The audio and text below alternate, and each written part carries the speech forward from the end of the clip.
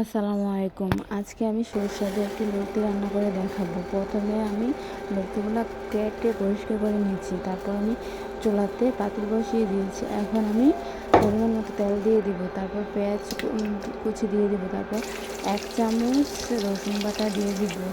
তারপর আমি এগুলো একটু ভাজা হওয়ার পর আমি একটু পানি দিয়ে দিব। পানি দিয়ে পরিমাণ মতো লবণ দিয়ে দিব। 2 চামচ মরিচের গুঁড়া দিয়ে দিব। 1 চামচ হলুদের গুঁড়া দিব। তারপর আগে থেকে বুটের ডাল ভেজে পরিষ্কার করে রেখেছি। এখন বুটের ডালগুলো দিয়ে দিব। বুটের ডাল দিয়ে একটু কষিয়ে নিয়েছি। কষিয়ে এখন আমি শুটকিগুলো দিয়ে দিচ্ছি। আবারও পানি দিয়ে দিচ্ছি বুটের ডালগুলো সিদ্ধ হওয়ার জন্য। এই তো আমার বুটের ডালগুলো সিদ্ধ হয়ে গেছে। এখন আমি লতিগুলো দিয়ে দিব।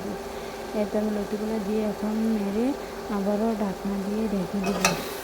ভালোভাবে কষিয়ে নেব লতিগুলো। এখন আমি ঢাকনা দিয়ে ঢেকে দিব।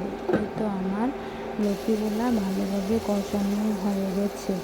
এখন আমি পরিমাণ মতো পানি দিয়ে আমি কিছু কাঁচামরিচ দিয়ে ধনেপাতা আর কিছু রসুন আস্ত রসুন খুলে দিয়েছি আর ঢাকনা দিয়ে ঢেকে দিয়েছি। এখন আমি কিছু কাঁচামরিচ দিয়ে দিব।